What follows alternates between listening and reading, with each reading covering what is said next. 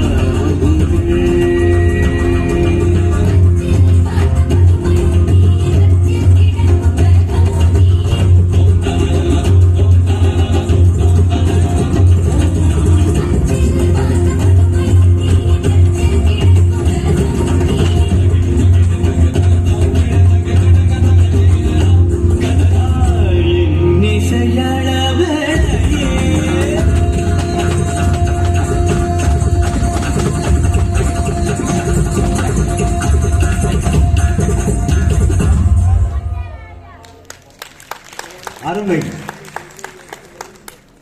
மிக அருமை. மங்களம் உண்டாகும். சித்திரகுப்தரை, இந்த யமதசமி தினத்தால் அன்று இப்படி ஒரு நிகழ்ச்சியை நீங்கள் ஏற்பாடு செய்ததற்கு என்னுடைய மகிழ்ச்சியை தெரிவித்துக் கொள்கிறேன்.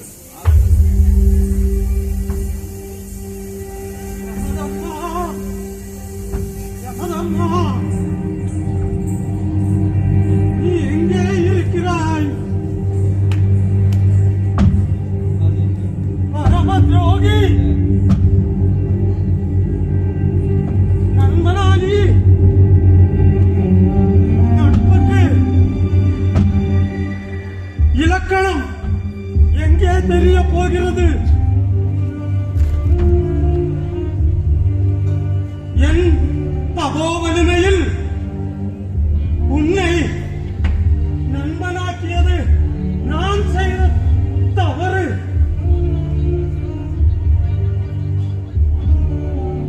நீ சொன்ன வார்த்தையை நீ காப்பாற்றவில்லை. தர்மத்துக்கு உகந்தவனாம்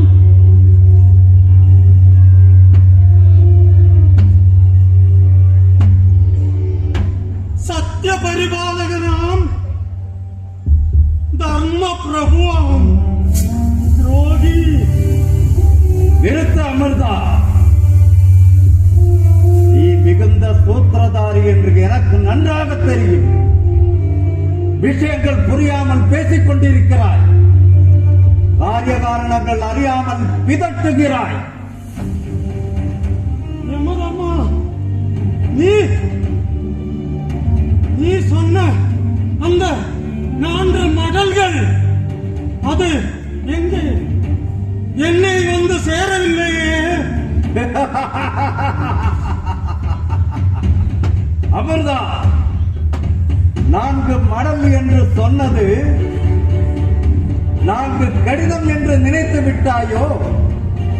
ஆமா, நீ எனக்கு அப்படித்தானே வரம் கொடுத்தாய்.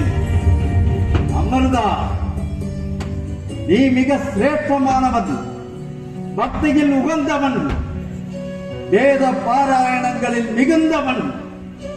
இருப்பினும் உனக்குள் இருந்த ஒரு ஆணவம் உன்னை இங்கு வரவழைத்திருக்கிறது. அமிர்தா,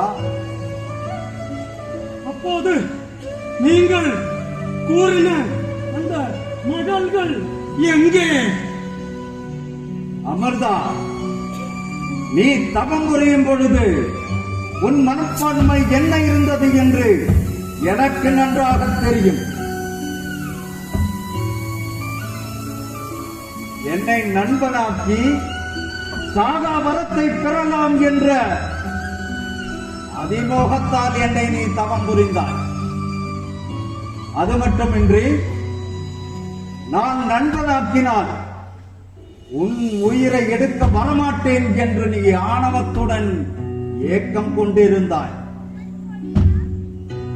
ஆமாம், பிரம்மா விஷ்ணு மகேஸ்வரனிடம்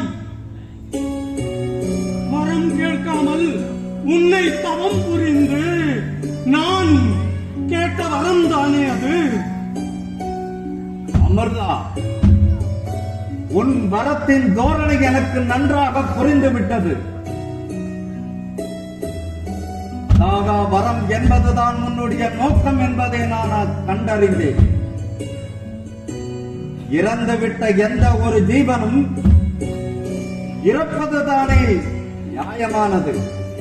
உனக்கு மட்டும் என்ன விதிவிலக்கா? அப்படி என்றால் நீ கொடுத்த வரம்? நான் கொடுத்த வரத்தை பற்றி நீ ஆழமாக சிந்தித்தால், உன் உள் உணர்வுகளால் நீ அதை நேசித்தால் அதன் அர்த்தம் புரிந்திருக்கும். அமிர்தா, அத்தனை சிரேஷ்டமான பக்தி வயப்பட்ட நல்ல தர்மமுடைய உன்னுடைய மனதுக்குள் வந்த ஆணவந்தான். நான் நண்பன், உன் உயிரை எடுக்க வரமாட்டேன் என்கிற ஆணவத்தால் நீ செய்து கூட்டிய அக்கிரமங்கள் பூமியில் எத்தனை பேருக்கு சங்கடத்தை உருவாக்கி இருக்கிறது தெரியுமா? அந்த மடல்கள் என்னை வந்து சேரவில்லையே.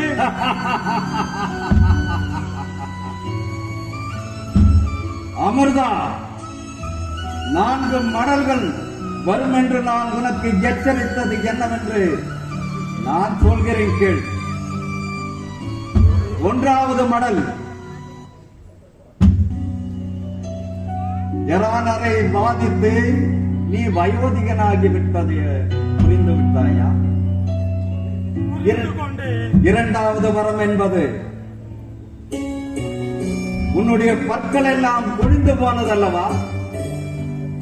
ஆமாம் பிரபு. 3வது வரம் என்பது உன் தசைகளெல்லாம் சுற்றி துளிந்து வயோதிகனாகி பலத்தை இழந்து நடக்கும் பருவத்தை இழந்து கை கால்கள் எல்லாம் உனக்கு தசை விரிந்து போய்விட்டதல்லவா? ஆமாம். 4வது வரம், அதுதான் என்னுடைய கிங்கரர்கள் உன்னை இங்கு அழைத்து வந்திருக்கிறார்.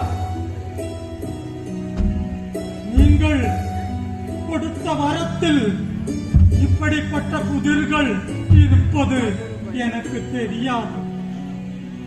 இந்த உலகத்தில்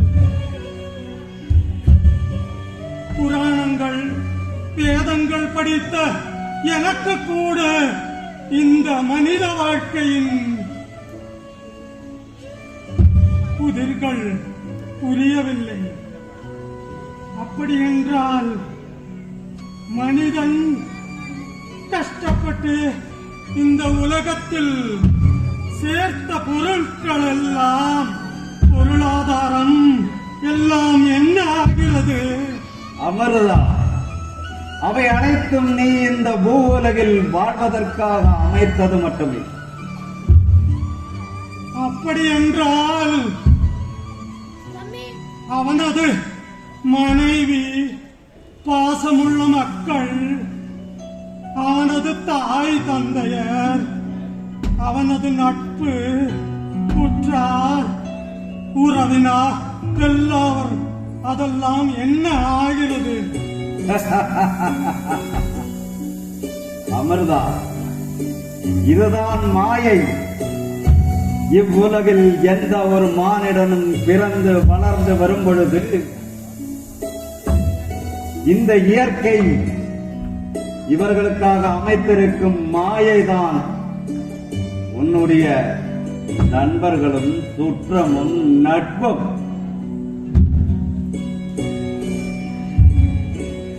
இந்த மானிடனின் உடல் அது என்ன ஆகிறது? இந்த மானிட உடல் மாயையால் கலைக்கப்பட்டது. அது மண்ணுக்கு சொந்தம். அப்படி என்றால் அவன் இறக்கும் போது எதைத்தான் கொண்டு செல்ல முடியும்? அமிர்தா, நீ செய்யும் நல்ல காரியங்கள், தர்ம பணிகள், மற்றவர்களை ஆனந்தப்படுத்தும் நொடிகள், நீ வாழ்ந்து கொண்டிருக்கும் ஒவ்வொரு நொடிகளும் உன்னுடன் வரும். மட்டுமல்லாமல் நீ செய்த வினைகள், மற்றவர்களுக்கு செய்த துரோகங்கள், அதர்மத்தின் வழியில் நீ நடந்த பாதை, அவைகளில் நீ செய்த தீங்குகள் எல்லாம் உன்னுடன் வரும்.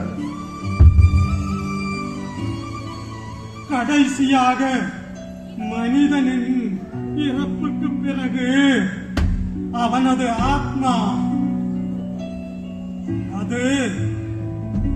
அது என்ன ஆகிறது? அமிர்தா, ஒரு மனிதன் இறந்து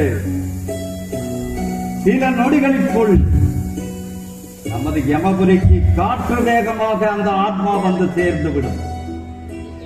பிறகு 24 நாழிகைக்குள் அதே உயிர் எனது கிங்கரர்கள் இந்த பூவுலகில் அந்த இடத்தில் கொண்டு வந்து விடுவார்கள். அப்பொழுது என்ன நடக்கும் தெரியுமா?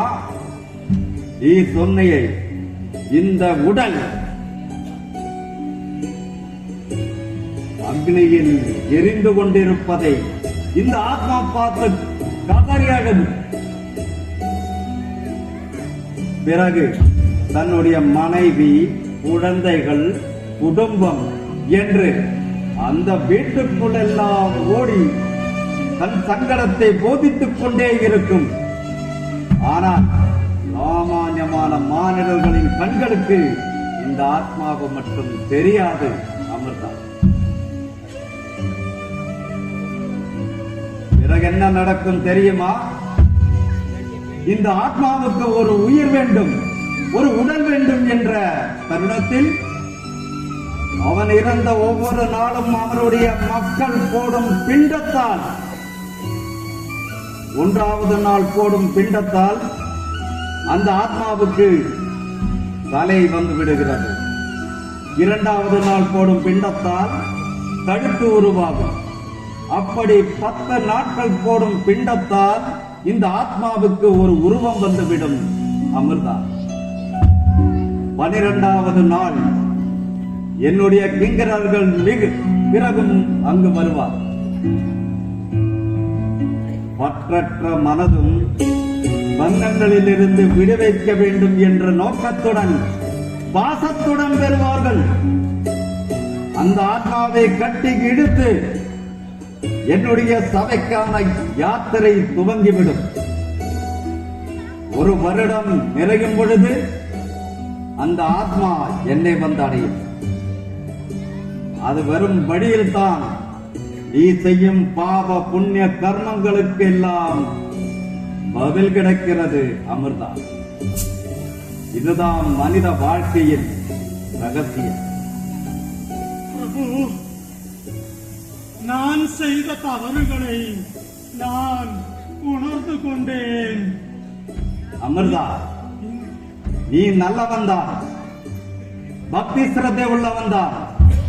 இருந்தாலும் நான் உன் உயிரை பறிக்க மாட்டேன் என்ற ஆணவத்துடன் நீ செய்து காட்டின அக்கிரமங்களுக்கு சிறிது நாளாவது நீ நரகத்தில் இருக்க வேண்டிய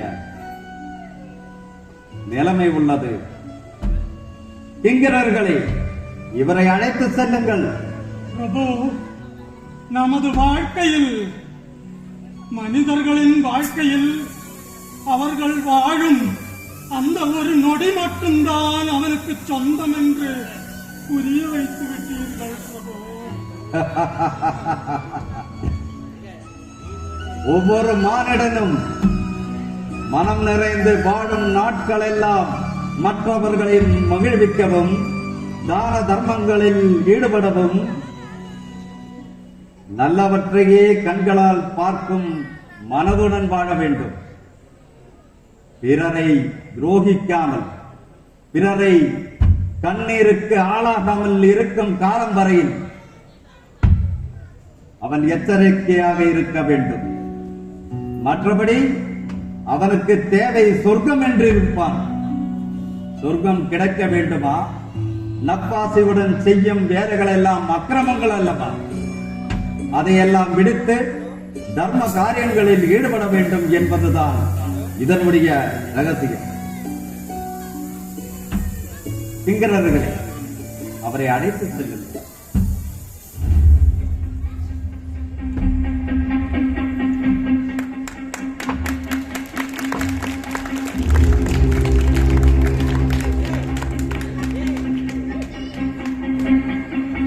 யுகங்களும் காலங்களும் கடந்து போனது. கலியுகம் வந்தது. பூமியில் மாநிலர்கள் மன்னம் அநியாயங்கள் தாண்டவமாடுகின்றன. இன்றைய யமபுரியில் நடப்பது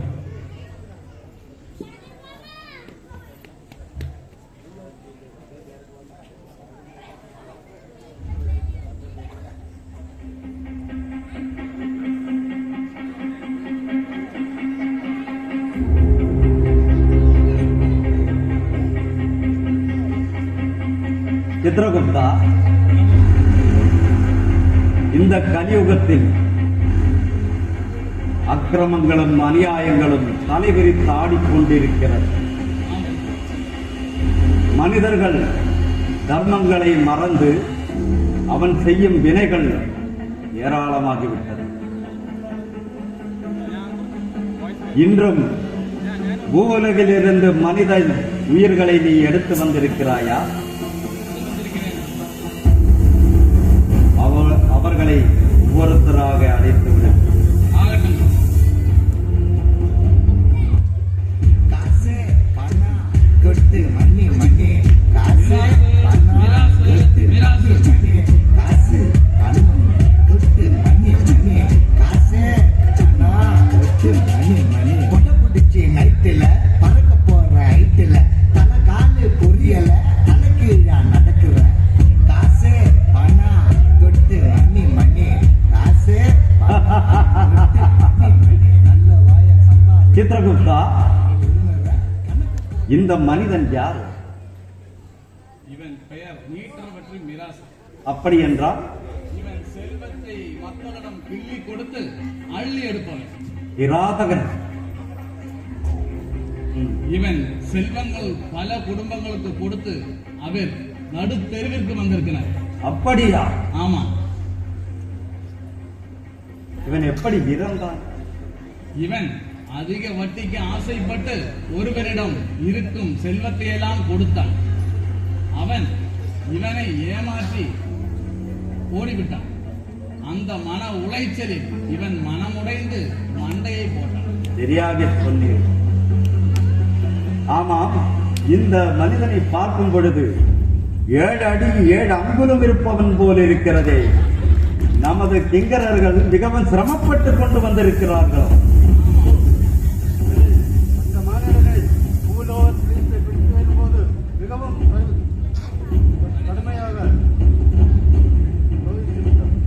புரிந்து கொண்டேன். ஆமாம் சித்ரகுப்தா, இந்த மானிடன் வந்ததிலிருந்து என்னுடைய ஆடை ஆபரணங்களிலேயே உன்னிப்பாக கவனித்துக் கொண்டிருக்கிறானே, என்ன காரணம்? இவன் தங்களை விட அதிகமாக ஆபரணம் அணிந்திருக்கும் ஆணவத்தில் பார்க்கிறான். ஓ, அப்படியா மனிதா? இல்லை பிரபு, நீங்கள் அணிந்திருக்கும் ஆபரணங்கள் எல்லாம் சொக்க தங்கம் தானான மாதிரி. ஓஹோ, சித்ரகுப்தா, உனக்கு ஏன் இந்த ஐயம்? இல்லை, நீங்கள் அணிந்திருக்கும் ஆபரணங்கள் எல்லாம் பூலோகத்தில் சென்று விற்று பணமாக்கினால் வட்டியும் கிடைக்கும், குட்டியும் கிடைக்கும். இவன் நம்மையே அனுப்பி வைத்து விடுவான் போல இருக்கிறது. இவன் வட்டி குட்டி என்று நம்மை ஜட்டியோடு நிப்பாட்டி விடுவான் போல் இருக்கிறது. சித்ரகுப்தா, உள்ளாடை ஓடினேன். இவனுக்கு தக்க தண்டனை கொடுக்க வேண்டும். என்ன மாதிரியான தண்டனை இவருக்கு கொடுக்கலாம்? கனகபீனம் என்கிற நரகத்தில் கொண்டு போய் போடலாம். கனகபீனம்? அப்படி ஒரு தண்டனை நான் கேட்டதே இல்லையே பிரபு. சித்ரகுப்தா, பிரபு, இந்த கலியுகத்தில் இப்படிப்பட்ட மனிதர்களுக்காக நான் அமைத்த நரகம் தான். அதில் எம்மாதிரியான தண்டனை பிரபு? கனகபீனம் என்றால் தங்கத்தை உருக்கி தண்ணீராக்கி இவன் வாய்வழியாக ஊற்றிக்கொண்டே இருக்க வேண்டும், பின்வழியாக வரும் வரை. சரியான தண்டனை பிரபு. இவனுக்கு தண்டனை தேவைதான். அது மட்டுமின்றி இவனுடைய எல்லா சொத்து வகைகளும் செல்வங்கள் அனைத்தையுமே பூலோக மனிதர்களுக்கு அனைவருக்கும் தர்மம் செய்து விடுவார். ஆகட்டும் பிரபு. இல்லை, என்னுடைய சொத்தெல்லாம் லோக்கரில் இருக்கிறது. என்னோட பணமெல்லாம் கூகுள் பேயில் இருக்கிறது. என்ன சொல்லுங்க, என்ன பாத்தீங்க? எல்லாம் அங்கே இருக்கட்டும். உன் தலையெழுத்தே என் பிடியில் இருக்கிறது. யார் அங்கே? என்கிறதை இழுத்து செல்லுங்கள் இவரை.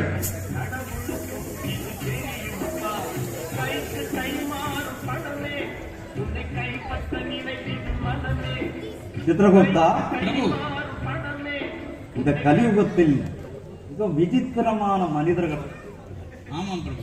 வருபவர்கள் எல்லாம் நமக்கு வேலை அதிகமாக்கிக் கொண்டே இருக்கிறார்கள். ஆமாம். பார்ப்போம், அடுத்த மானிடனை அழைத்து விடுங்கள். நல்ல தம்பி, நல்ல தம்பி, நல்ல தம்பி. ஆ, நல்ல தம்பி, பேர் கேட்கவே இன்பமாக இருக்கிறது. அவர்க்கு நல்லவரா? ஆம் பிரபு, வந்தால் உங்களுக்கு தெரியும்.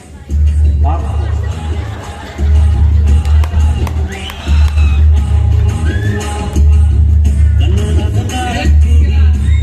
நான் விசுக்கி விசுக்கி வருகிறாய். கல்லு தடுக்கி விட்டதா? ஐயோ பிரபு, இங்க வந்தும் விஸ்கி என்கிறார் அவர், கல் என்கிறார் இவர். என்னது பிரபு இது? இதெல்லாம் உன் மன பிராந்தி மானிடா. ஐயோ, திரும்ப பிராண்டியா? என்ன பிரபு, நன்றாக இருக்கிறீர்களா? நம்மையே நன்றாக இருக்கிறார்களா என்று கேட்கிறான் பாருங்கள். என்ன ஒரு ஆணவம். பிரபு, இந்த உலகத்தில் மது கிடைக்கும் என்று கேள்வி, கொஞ்சம் கிடைக்குமா? சித்திரகுப்தா, சுரைவானத்தை இவன் கேட்கிறான். என்ன தேவலோகத்து சுரவானத்தையே இங்கு வந்து கேட்கிறார்? ஆமாம் ஆமாம் பயங்கர குடிகாரன், ஆமாம். குடியை கெடுப்பவும் கூட. பிரபு, கியூ நிற்காமல் கோட்டர் கிடைப்பது என்றால் மிக சிறப்பல்லவா? அப்படிப்பட்ட விஷயங்கள் எல்லாம் இங்கு நடப்பதில்லை. இது எப்படிப்பட்ட இடம் என்று சித்திரகுப்தன் கூறுவார். உனக்கு என்ன தேவை இங்கு, அதை முதலில் கூறு. பிரபு, பூலோகத்தில் குடிப்பது என்றால் மிக சிரமமான விஷயம். அப்படியா? உங்களுக்கு தெரியுமா? சொல். முதலில் நண்பர்களை சேர்க்க வேண்டும். ஓஹோ, அதன் பிறகு அவர் பக்கம் இருந்து ஷேர் வாங்க வேண்டும்.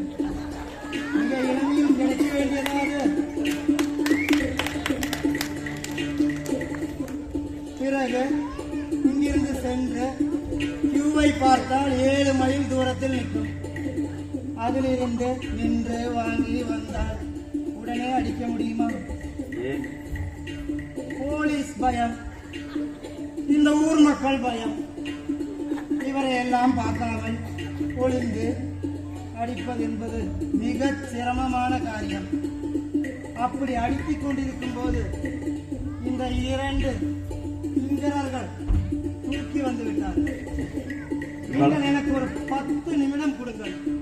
உடனே சென்று அடித்து விட்டு இங்கேயே வந்து விடுங்கள். பிரபு, குடும்பத்தை பிரிந்து வந்த துயரம் கூட இல்லாமல் மது பிரிந்து வந்த துயரத்தை பற்றி பேசிக் கொண்டிருக்கிறான் இவன். இப்படியெல்லாம் கஷ்டப்பட்டு துன்பப்பட்டு இந்த கர்மத்தை குடித்தே ஆக வேண்டுமா மனிதா?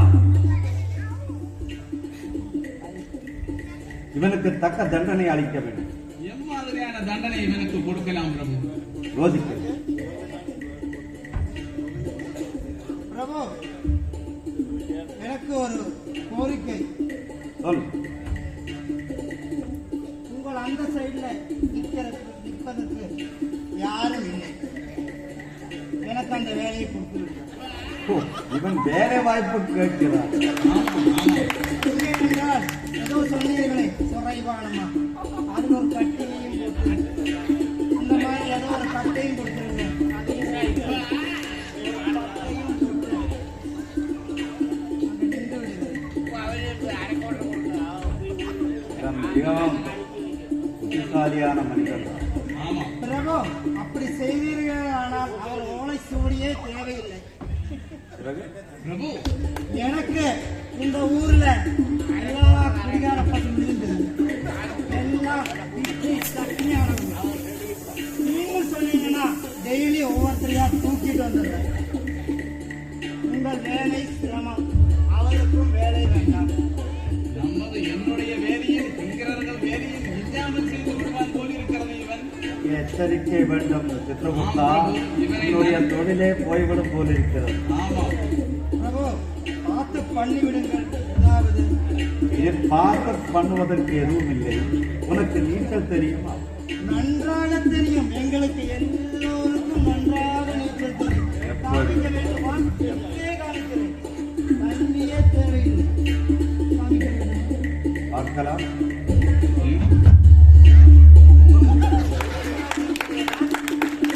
என்கிறார்களே, இவனை இப்படியே தூக்கிச் சென்று வைதரணி நதியில் கொண்டு போய் போடுங்கள். அங்கு அட்டையும் புழுவும் பூச்சிகளும் மல விசர்ஜனங்கள் எல்லாம் நிறைந்தது. யோஜனை தூரமாக இருக்கும் அந்த கடலை தாண்டி வருவதற்கு இவன் பல ஜென்மங்கள் ஆகிவிடும். இழுத்து செல்லுங்கள் அவனை. அப்போ முகத்தை ஞாபகம் வைத்துக் கொள்ளுங்கள். தண்டனை காலம் முடிந்ததாவது அந்த வேலை இழுத்து செல்லுங்கள். மறந்து விடாதீர்கள், அவன் முகத்தை மறுபடி வந்துவிட போகிறான். இவர்களுக்கு வேறு இல்லாமல் ஆகிவிடும். ஆம் சித்திரகுப்தா, பிரபு. என்ன விசித்திரமாக இருக்கிறது. ஆமாம். இனி அடுத்த மாநில நீங்க அடை பார்க்கலாம். மன்மதராசா, மன்மதராசா, மன்மதராசா. மன்மதராஜ்,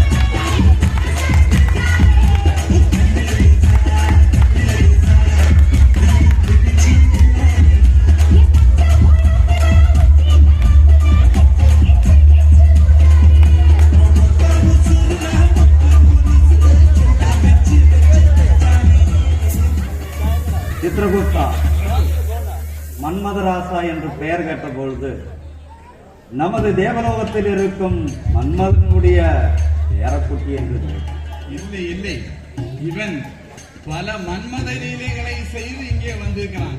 அப்படியா? இவன் மானிடா, இவன் பெயர் மல்லுவெடி மைனர். மன்மதராசா என்றால்தான் ஊரில் தெரியும். மல்லிகை வாசம் வரும்போதே எனக்கு புரிகிறது. நான் 30 வருடமாக இந்த ஈரச் செயல்களை செய்து கொண்டிருக்கிறேன். பூலோக மாந்தர்கள் யாருக்கும் தெரியாமல் தாங்கள் எப்படி இதை கண்டுபிடித்தீர்கள்? மிக சுலபம். பூலோகத்தில் இருக்கும் அனைத்து மானிடர்களின் தோளில் அமர்ந்து கொண்டு நமது சித்திரகுப்தன் உங்களுடைய விதிகளை வரைந்து கொண்டே இருப்பான். அப்போது நான் காணவில்லையே இருப்பதை. சாதாரணமாக இப்படிப்பட்ட மனித ஜென்மங்களுக்கு இது தென்படாது. அதாவது ஒளிந்திருந்து பார்த்திருக்கிறான், அப்படித்தானே? ஒளிந்திருந்து பார்த்திருக்கிறார், அப்படித்தானே? அப்படி என்று சொல்லலாம். அதாவது பூலோகத்தில் ஒளிந்திருந்து பார்ப்பது, ஒளிக்காமலா வைப்பது, இதெல்லாம் புத்தகரமாகும். அதாவது பூலோகத்தில் ஐபிசி செக்ஷன் படி உங்களை முட்டிக்கு முட்டி தட்டி உள்ளே வைத்து விடுவார். சித்திரகுப்தா, பிரபு. நமக்கே தண்டனை வாங்கி கொடுப்பான் போல இருக்கிறது. ஆம் பிரபு. இவன் நம்மிடம் தண்டனை பெற வந்திருக்கிறானா, நாம் அவனிடம் சென்றிருக்கிறோமா தண்டனைக்கு? என்ன மாநிலம், வந்ததிலிருந்து இந்த இடமெல்லாம் இனிப்பாக கவனித்துக் கொண்டிருப்பதை நான் அறிந்தேன். அதாவது 4 நடனமாதர்கள் இங்கு இருப்பார்களே, அதை கவனித்தேன். மானிடா, நீ வந்திருப்பது இந்திரலோகத்திற்கல்ல, யமலோகத்திற்கு. அப்படியா? விறகடுப்பும் எண்ணெய் சட்டியும் மட்டும்தான் இருக்கிறது. அப்படியா? ஆதர்கள் இல்லை. அப்படியா? இவனுக்கு தக்க தண்டனை அளிக்க வேண்டும். என் மாதிரியான தண்டனை இவருக்கு கொடுக்கலாம் பிரபு. இவருக்கு தகுந்த தண்டனை என்னவென்றால், திளைக்கும் எண்ணெயில் இவனை போட்டு வறுத்தெடுக்க வேண்டும். சரியான தண்டனை பிரபு. கொடுமை கொடுமை என்று கோவிலுக்கு சென்றால் அங்கு 2 கொடுமைகள் தலைவிரித்தாடுகிறது. அப்படி என்றால் அதாவது பூலோகத்தில் என் தொழிலே எண்ணெய் சட்டியில் கைவிட்டு ஆட்டுவது. இங்கு வந்து அந்த வேலையை கொடுக்கிறீர்களே என்று சொல்லி. பூலோகத்தில் நீ எண்ணெய் சட்டியின் கையில் விட்டு ஆடினா, இங்கு உன்னையே விட்டு ஆட்டுவார்கள். ஓ, அப்படி ஒன்று இருக்கிறதா? ஆமா. என்கிறார்களே, இவரை இழுத்துச் செல்லுங்கள். இருங்கள் இருங்கள் இருங்கள் இருங்கள். யமதேவனே, சொல்லுங்க. அதாவது 4 பெண்மணிகளை அனுப்புங்கள். என்கிறாரே, இவரை தூக்கிச் செல்லுங்கள்.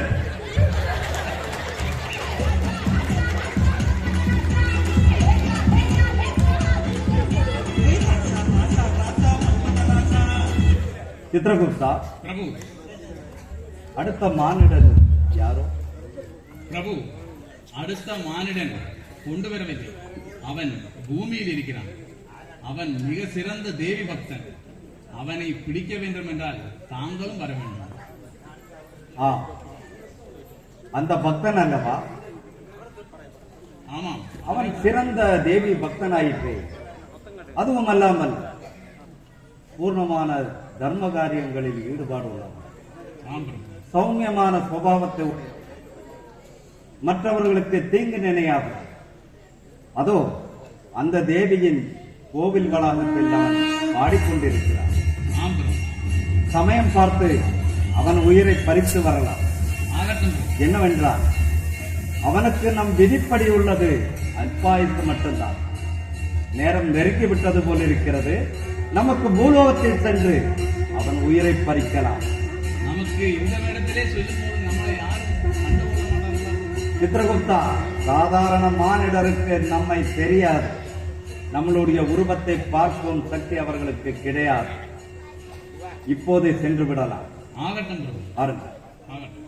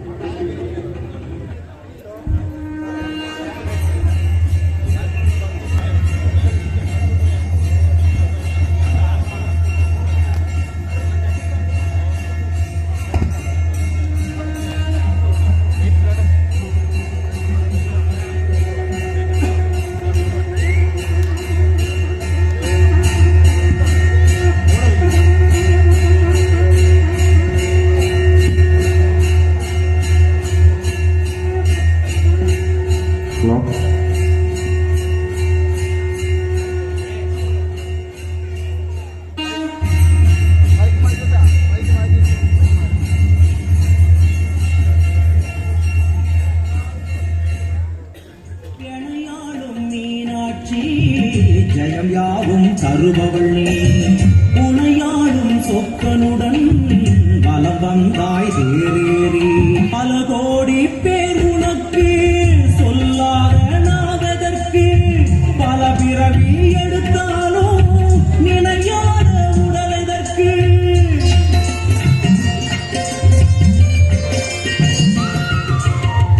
பல கோடி பேர் உனக்கு சொல்லாத நாவதற்கு, பல பிறவி எடுத்தாலும் நினையாத உடலதற்கு. அம்மாவும் பார்வை பட்டால் நடந்திடும் அதிசயங்கள், நடப்பவை யாவும் முந்தன் திருவிளையாடல்கள்.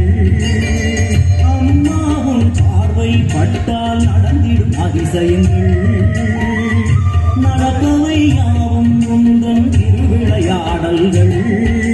தேவரும் ரிஷிகளும் பூமடை தூவிட தேரில் வருபவளே கானங்கள் ஒலிக்க என் நாவில் அமர்ந்தே ஆட்சி செய்பவளே. அம்மா, தாயே, மகாமாயி, இந்த ஊரை காப்பாத்து தாயே. இந்த ஊரிலே பஞ்சம், பட்டினி, வறுமை, வெள்ளாமை நாசமாக இருக்கின்றது. எங்க பார்த்தாலும் செண்டை சஞ்சரவாகவும் இருக்கின்றது. குடும்பங்களிலே நிம்மதியே இல்லை. ஊர் மக்கள் ஊர் விட்டு போயிட்டே இருக்காங்க. நீதான் தாயே, உன்னை நம்பி இருக்கும் ஊர் மக்களுக்கு நீதான் தேவி சரணமாக வேண்டும். அம்மா, தாயே. சுந்தரம், எவ்வளவு பிரச்சனை? சாமி, நீங்க இந்த ஊருக்கு புதுசு. இந்த ஊர்ல ராமையான்னு ஒருத்தர் இருந்தாருங்க. அவர் இருக்கும் பொழுது இந்த கோவில்ல திருவிழாவும் கும்பாபிஷேகமும் ரொம்ப சீரும் சிறப்பாக நடந்து கொண்டிருந்தது. ஆனால் இப்பொழுது அவருடைய 2 மனைவியோட பசங்களை கௌரவ பிரச்சனையாய் மாறி குடும்ப சண்டையாய் மாறிவிட்டது. அதுல ஒரு சிறுவன் இந்த பிரச்சனையிலே கையை இழந்து விட்டான். அவன் ரொம்ப கோபக்காரன். அந்த பிரச்சனையில இந்த கோவில்ல திருவிழாவும் கும்பாபிஷேகமும் தடை பெற்று உள்ளேன் ஐயா. அதை பத்தி தான் நான் அம்மா கிட்ட பேசிட்டு இருக்கேன். திருவிழா நல்லபடியா நடக்கட்டும். சரி சாமி. மலை சாட்டுவதற்கு நேரமாயிருக்கு. சரி, இங்க அப்புறம் பேசிக்கலாம். சரி சாமி. நல்லபடியா சாமியை பிரார்த்தனை பண்ணுங்க. சரி, பண்ணிக்கலாம். எப்படியோ திருவிழா நடக்கும், அவ்வளவுதான். ஓகே.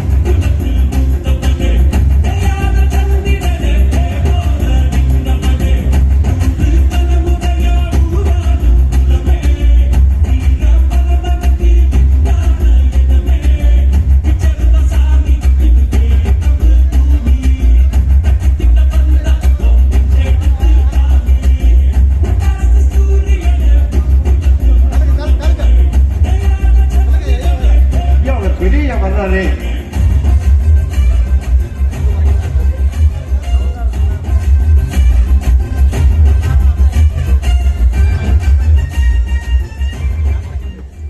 ஐயா, வணக்கம் ஐயா.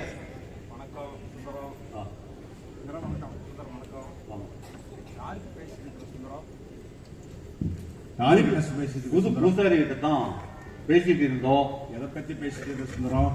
உங்க அப்பாவுக்கு தான் பேசிட்டு இருந்தோம். உங்க அப்பா இருக்கும் பொழுது இந்த கோவில்ல திருவிழாவும் கும்பாபிஷேகமும் நல்லபடியா நடந்தது ஐயா. ஆனால் இனிமே நீங்க தான் அதை எப்படியாவது நல்லபடியா பண்ணணும்.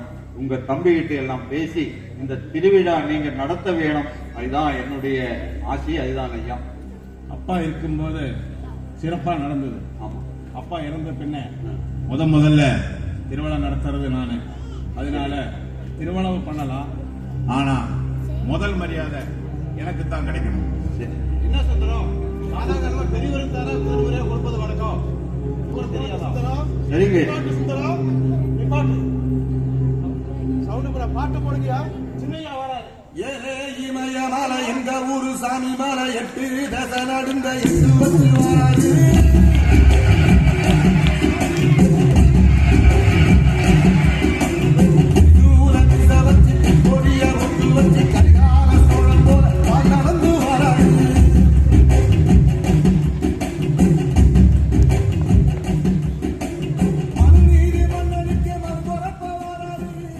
இன்னையா வணக்கம். ஆ, வீட்டுல சத்தியமா சௌக்கியமா இருக்குங்க. நல்லா இருக்கீங்க. நமக்கு இங்க என்ன வேலை? சின்னையா, சின்னவனாவது வெங்காயமாவது வா சுந்தரம். என்னையா பேசிட்டு வழக்கம் போல திருவிழா பத்தி தான் பேசிட்டு இருந்தோம். திருவிழா நடக்கட்டுமே, யார் நடக்க வேண்டாம்னா?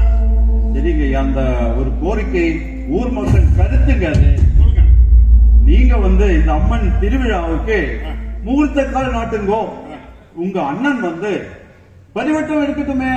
அண்ணனாவது ஆண்டவனாவது ஒரு கல்யாண விழா இருந்தா நான் மாப்பிள்ளையா இருக்கணும், ஒரு பொதுக்கூட்டம் நடந்தா நான் தலைவனா இருக்கணும், ஊர் திருவிழாண்டு வந்துட்டா முதல் மரியாதை எனக்கு தாயா. அத்துமீறி பேசுறேன். என்னையா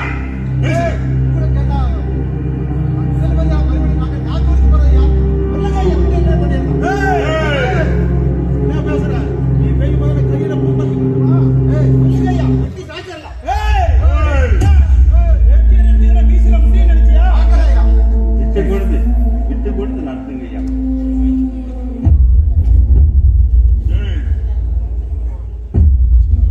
விட்டு கொடுத்து நடத்துங்க ஐயா.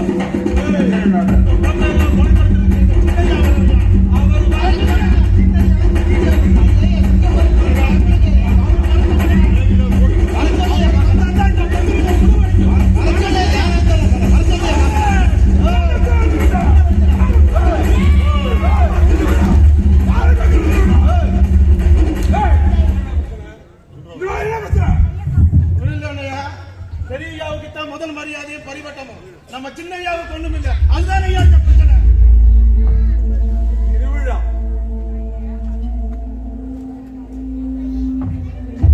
திருவிழா யாருக்கு திருவிழா? யாரு நடத்துறது திருவிழா? யாரு முடிவெடுப்பது? எல்லாம் இந்த சுந்தரம் தானே ஐயா.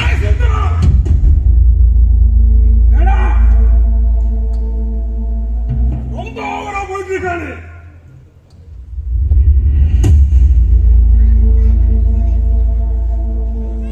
எங்கள் அப்பா இந்த திருவிழாவை நடத்துறதுக்கு மட்டும்தான் உனக்கு அதிகாரத்தை இருக்கா?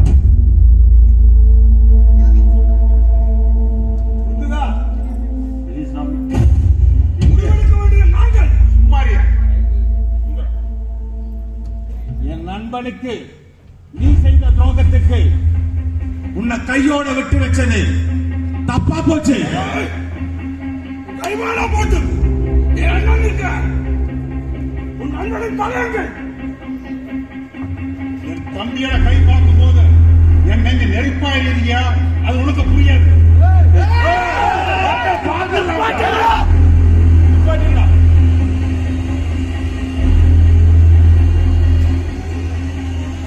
ஆளாளுக்கு பேசிட்டு இருக்கிறீங்க, என்ன நினைச்சிட்டு இருக்கிறீங்க? உன் தம்பிக்கு கை போனது உனக்கு புரியல, நீ இங்க வந்து மேடையில வந்து பேசிட்டு இருக்கிறியா? எனக்குள்ளேயும் ஒரு எரிமலை எரிச்சுக்கிட்டு இருக்குது. அந்த நெருப்பு உங்களை ஒவ்வொருத்தரையும் காட்டினா நீங்க தாங்க மாட்டீங்க. இந்த திருவிழா எப்படி நடத்தணும் எனக்கு தெரியும். சுந்தரம் ஐயா நீ அதுக்கான ஏற்பாடுகளை பண்ண. பயப்படாத, இவர்களை பார்த்து இதை நான் பார்த்துக்கிறேன். கடைசியாக ஒன்று சொல்லிக்கிறேன், கோபத்தில் எடுக்கிற முடிவு தோல்விக்கானது, அதுவே நிதானத்தில் எடுக்கிற முடிவு வெற்றிக்கான வழி. இது எனக்கு எங்க அப்பா சொல்லி கொடுத்த பாடம். கோபமா நிதானமா, வெற்றியா தோல்வியா? வெற்றிக்காக நான் எதையும் நிதானமா யோசிப்பேன். யோசித்து முடிவெடுங்க. சுந்தரம், இவங்களை முடிவெடுக்க வேண்டியது நீ சொல்லி அவங்களுக்கு புரியவை. நான் வருகிறேன். திருவிழா எப்படி பயப்படாம நடத்தலாம், நான் உங்களோட இருக்கிறேன். வர்றேன். ஐயா உங்க அப்பா சொல்லி கொடுத்ததுதான் அவரு சொல்லிட்டு போறாரு. சுந்தரா, நீ கோயில்ல மணி அடிக்கும் போது கரெக்டா அடிக்கியா? நீ ஒரு பக்கம் சாயி அடிக்கிற? நான் யார் பக்கம் இல்லை ஐயா, நான் அம்மா பக்கம் தான் இருக்கேன். நான் பாதுகாப்பா இருக்கிறேன். நீ எந்த பக்கம் அடிக்கிறான்னு எனக்கு தெரியும். எனக்கு இந்த திருவிழா நடக்கணும், அதுதான் என் ஆசை. அதற்காக நாளைக்கு அம்மனுக்கு சங்காபிஷேகம் வேண்டிக்கிட்டு இருக்கிறேன். நீங்களும் வந்து கலந்துங்க ஐயா. நான் வருகிறேன் ஐயா, வருகிறேன்.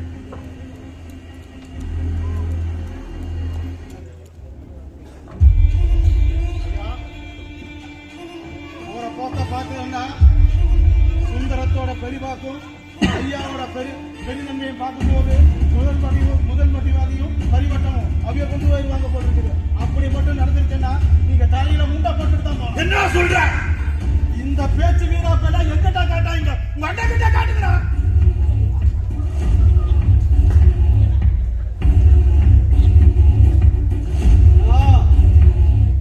இப்ப சொல்லுங்க. இந்த சுதந்திரத்தையும் செல்வாக்கையும் இப்ப முடிச்சிடுற. தம்பி, சுந்தரத்தை யமலோகம் அனுப்பி.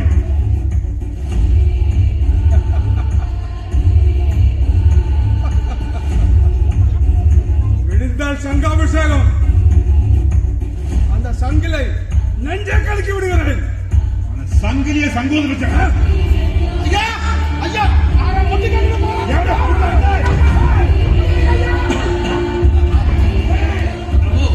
உங்கள் வேலையை தொடங்கி விட்டீர்கள் போலிருக்கிறது.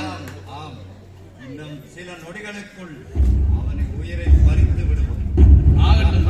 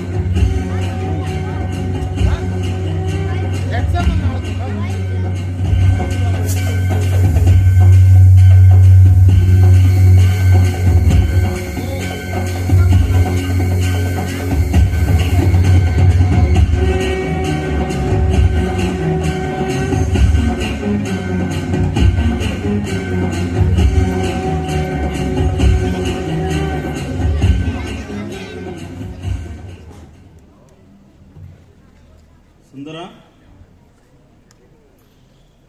பண்ணலாம் அவங்களாம் கட்டுங்க.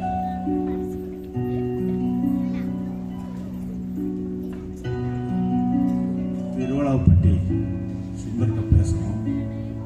பூஜை வேற நடக்குது.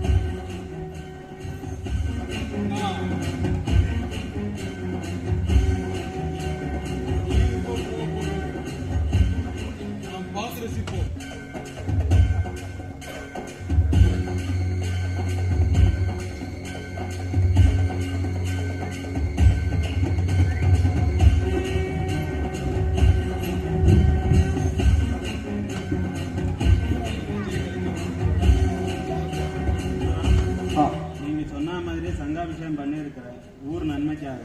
சரிங்க. நீங்கள் தீர்த்தம் வாங்கி நல்லா சாமியை பிரார்த்தனை பண்ணிக்கிறோம். சரிங்க. திருவிழா நல்லபடியாக நடக்கட்டும். சரிங்க.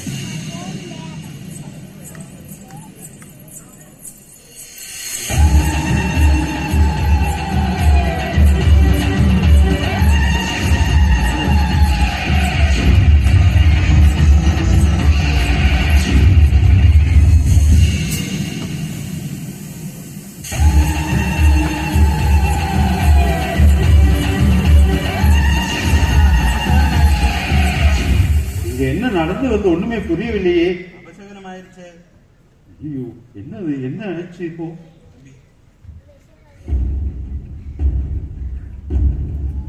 ஐயா ஐயா, என்ன தம்பி, ஏதாவதும் அசம்பாவிதம் நடந்து போச்சா? சங்கு ஒரு அம்மா வந்து கட்டி விட்டு போயிடுச்சு.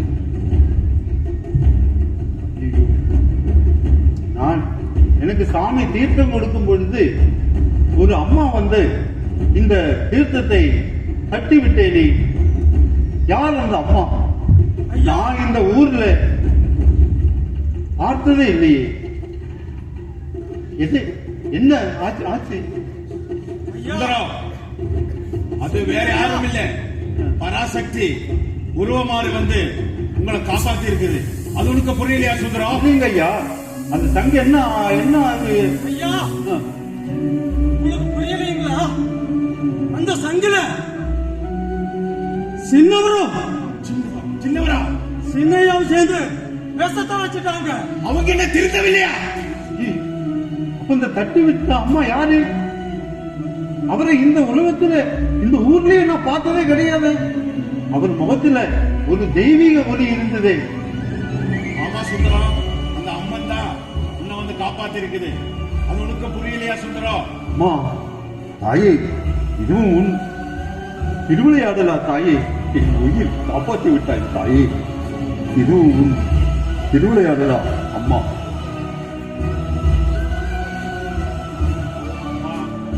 காண்டேஸ்வரி, ஆதிபராசக்தி, அன்னபூர்ணீஸ்வரி தாயே, என்னை இந்த சிறுவனை மன்னித்து விடு தாயே. உன்னுடைய காட்சியை நான் நேரடி பார்த்துட்டேன் அம்மா. இந்த சிறுவனை மன்னித்து அருள்வாய் தாயே பராசக்தி. ஐயா, இவங்க ரெண்டு பேரையும் சும்மா விடாதீங்க ஐயா. இவங்க செஞ்சது தப்புதான் தம்பி. ஆனா சுந்தரமும் அம்மாவும் இவங்களை மன்னிச்சு விட்டது. இனி நாம இவங்க தப்புகளை உணர்ந்துட்டாங்க. இவங்க தப்புகளை உணர்ந்தவங்களை நாம தண்டிக்கிறது சரியில்லையே. ஆமா ஐயா, உங்க மனசும் மாறிவிட்டது, மன்னிப்பும் கேட்டுவிட்டது. இனி நீங்களே அடுத்தது வழி பாருங்க ஐயா. இந்த பரிவட்டத்துக்கு தானே இவ்வளவும் சண்டை? ஆமாங்க, இந்த பரிவட்டம் என் தம்பிக்கு கொடுத்து விடுங்கள். சந்தோஷம்.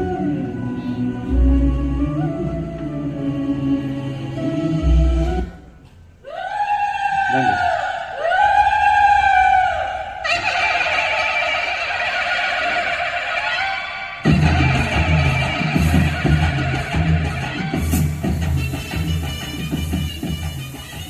அண்ணா, நீ என்னைக்கு அண்ணனா ஏத்துக்கிட்டீங்களோ அன்னைக்கே இந்த பிடிவாத தம்பி செத்துட்டாங்க.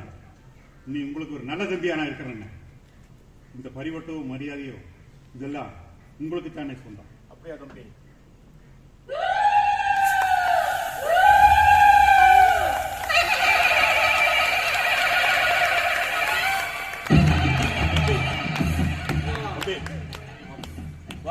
என் கோபம் என் விவேகத்தை மறுத்து விட்டது.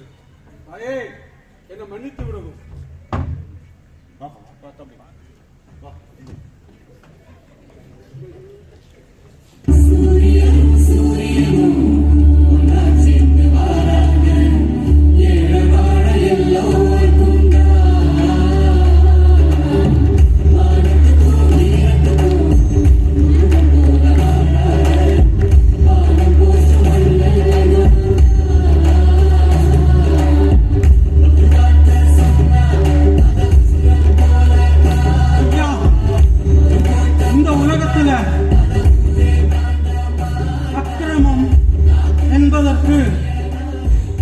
என்றைக்குமே வெற்றி கிடையாது என்று நிரூபித்து விட்டீர்கள் ஐயா. ஆமா, அம்மாவின் திருவிளையாடலால இந்த ஊர்ல திருவிழாவே நடக்கும்படி செய்துட்டார்.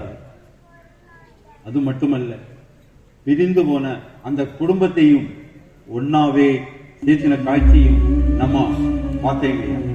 இனிமே நமக்கு இந்த ஊர்ல திருவிழா நடத்த வேண்டிய வேலைகள் நிறைய இருக்கின்றது.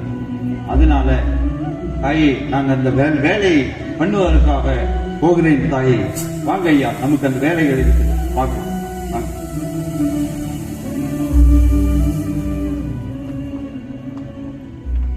சித்திரகுப்தா,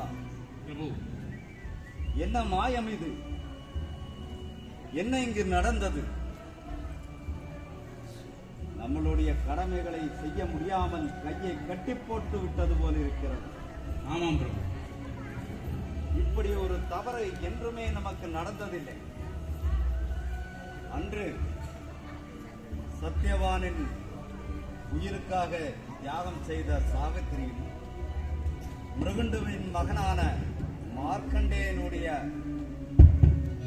சிரஞ்சீவி வாழ்க்கைக்காக நடந்த தருணமும் நம்மை இப்போது ஞாபகத்தில் கொண்டு வர செய்கிறது. இன்று இந்த பக்தனின் அல்பாயுசு நடக்காமல் போய்விட்டதே, இவன் உயிரை நாம் எடுக்க முடியாமல் போய்விட்டதே, மிகுந்த சிந்தையாகிவிட்டது. இனி என்ன செய்வது?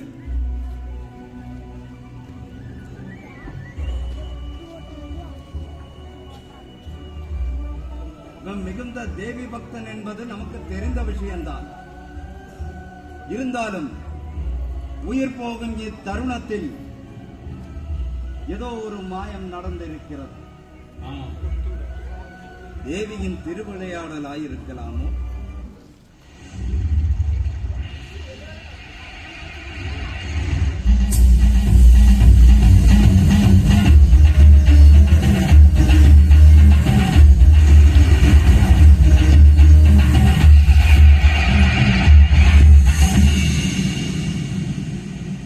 யமதர்மராஜா, சிந்தியை விடுங்கள்.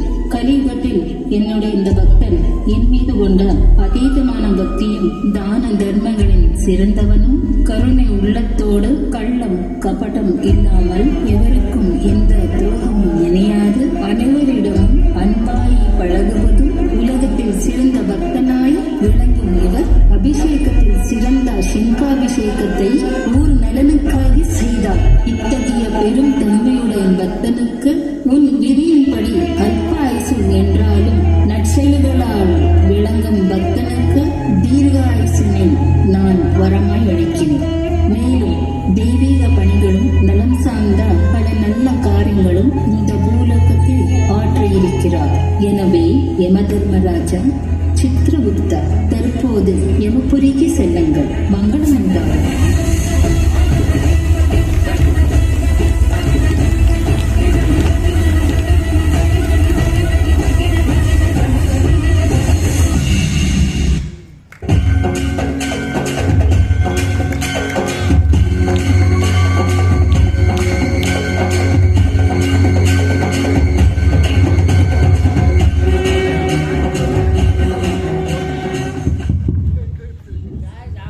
പരിവട്ടം നാടകം സമാപ്തിയായി.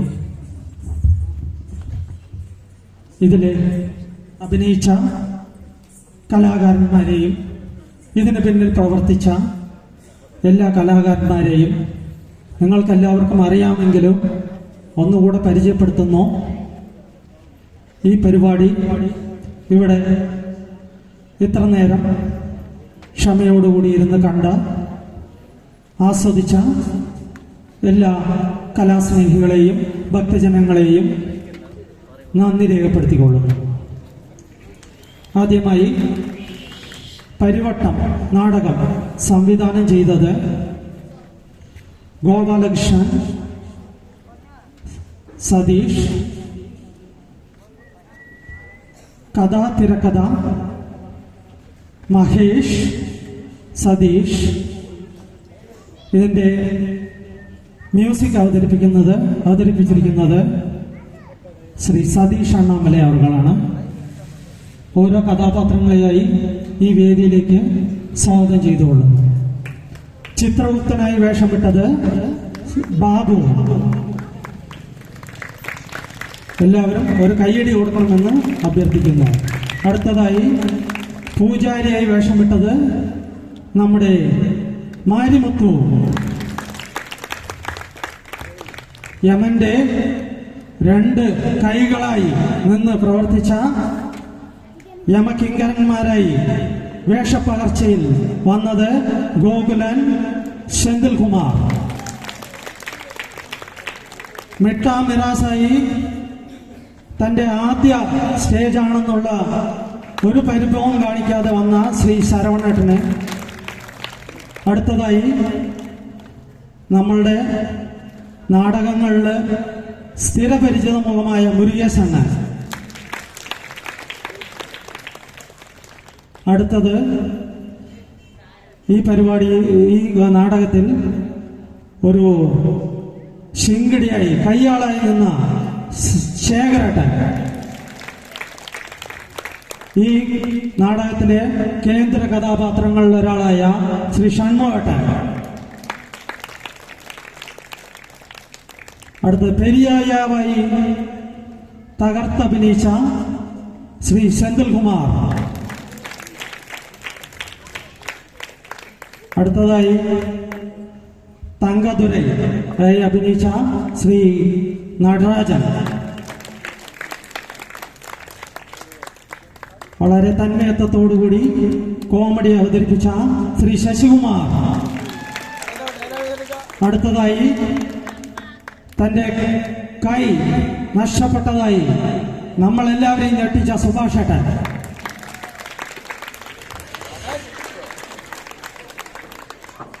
ഈ പരിപാടിയിൽ ദേവിയായി അഭിനയിച്ച പരാശക്തിയായി അഭിനയിച്ച ശ്രീമതി വീണ ഗോപാൽ. അടുത്തതായി ഈ നാടകത്തിന്റെ ജീവനാടി എന്ന് പറയാവുന്ന സംഗീതം നിർവഹിച്ചത് ശ്രീ സതീഷ് അണ്ണാമല അവർകളാണ്. അദ്ദേഹത്തെ സ്വാഗതം ചെയ്യുന്നു. അടുത്തതായി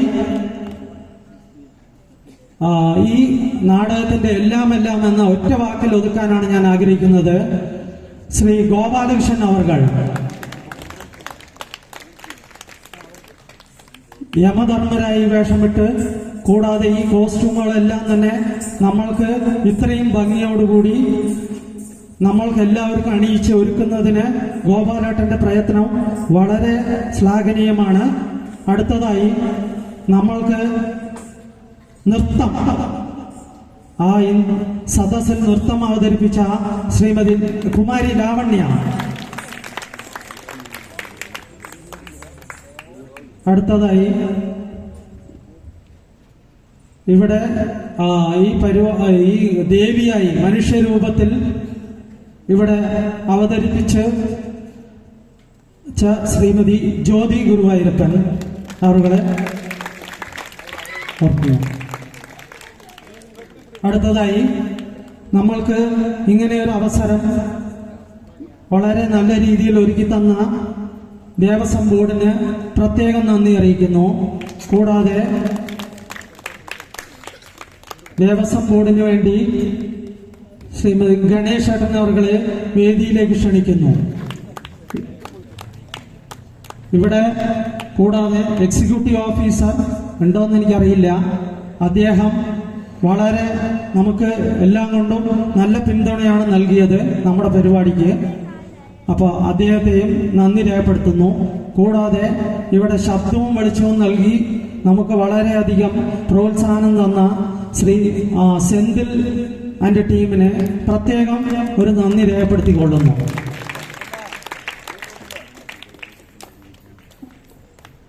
കലാകാരന്മാരുടെ ഭാഗത്തു നിന്നും നമുക്ക് നല്ല പിന്തുണയേകിയ ദേവസ്വം ബോർഡിന് ഒരു ഉപഹാരം നൽകുന്നതിന് വേണ്ടി, അതിൻ്റെ കൈപ്പറ്റുന്നതിന് വേണ്ടി അതിൻ്റെ ചെയർമാൻ അവരെ ക്ഷണിച്ചുകൊള്ളുന്നു.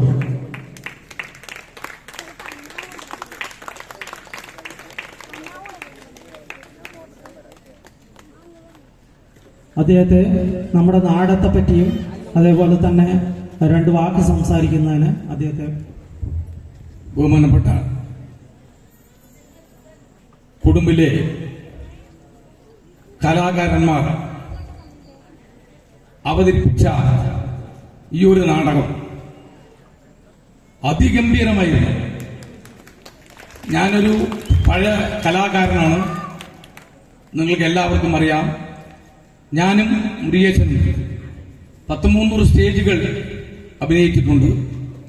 ഞാൻ മഹാഭാരതത്തിൽ ശ്രീകൃഷ്ണനായും രാമായണത്തിൽ ലക്ഷ്മണനായും വേദി അഭിനയിച്ച ഒരു കലാകാരൻ കൂടിയാണ്. ഞാൻ ഈ നാടകം തുടക്കം മുതൽ അവസാനം വരെ വീക്ഷിച്ചുകൊണ്ടിരുന്നു. അതിഗംഭീരമായ പ്രകടനമാണ് ഇന്ന് ഓരോ കലാകാരന്മാരും ഇവിടെ അവതരിപ്പിച്ചത് എന്നതിൽ എനിക്ക് വളരെ ചാരിത്യം തോന്നുന്നു.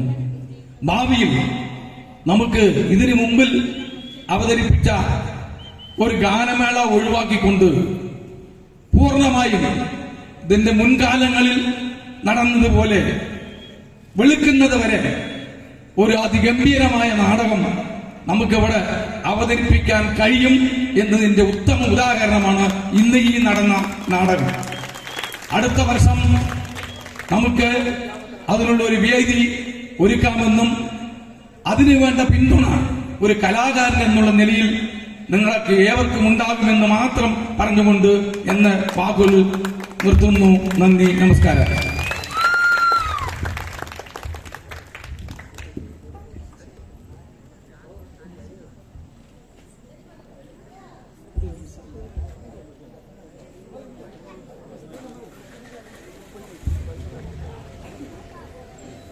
എല്ലാ ഭക്തജനങ്ങൾക്കും കലാസ്നേഹികൾക്കും ഒരിക്കൽ കൂടി ഞങ്ങളുടെ